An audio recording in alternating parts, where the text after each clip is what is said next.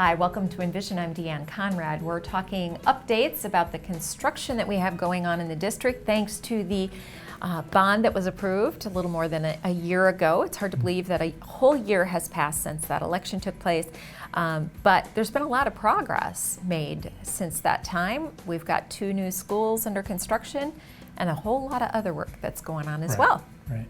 Yeah, and you're beginning to be able to see the fruit of the passage of that bond issue. You know, for so long it was design, development, and strategy, and what's next. And now we've got not only do we have dirt that's being moved, we have foundations that are actually in for Thomas Jefferson High School and Ben Rifle Middle School. So those are full steam ahead.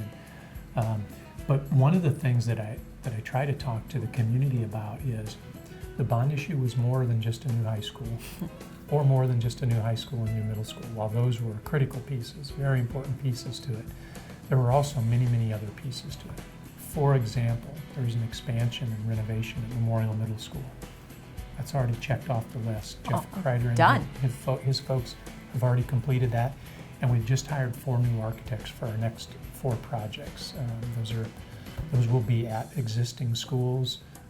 Some of those, for example, Cleveland Elementary will be a facelift at Cleveland. It will be almost a new school in a couple years when this is all done, with a new gymnasium and some new learning spaces, and it'll be a phenomenal building.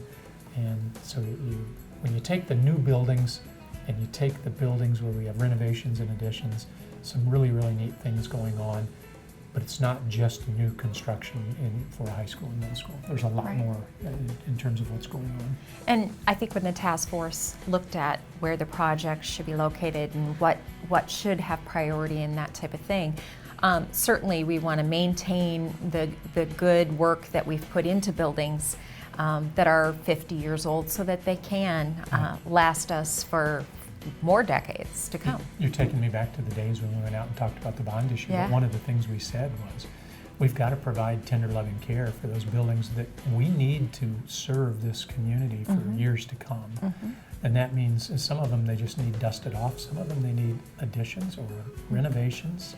And we're doing both of those, all of those things over the next couple of years. You know, a year ago, when we passed the bond issue, we said, well, this should all come to fruition within 5 years. Well, now I guess we should say this should all be done in about 4 years. It's time goes by quite quickly. Well, it's nice to see those new buildings coming up out of the ground.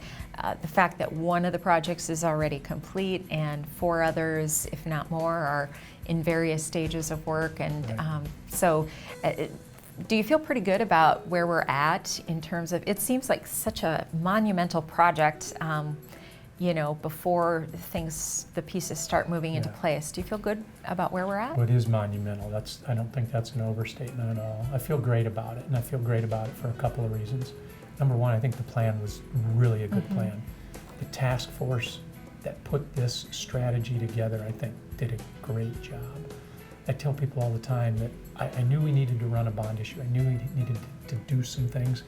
I wouldn't have come up with the plan that the task force came up with. What they came up with was far superior to what I would have come up with. So we have a great plan, that's number one. And we have a great implementer of that plan in Jeff Kreider.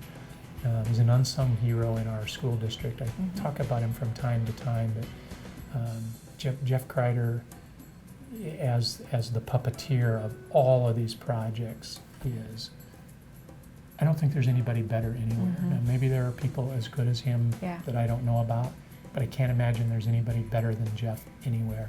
So when you take a good plan and you have a tremendous leader implementing that plan, good things are going to happen, and they are right here in the school district. And all for the benefit of students. I mean, all of this work is to make sure that students have a safe, equitable learning environment, and that our community has facilities to sustain that learning for years to come.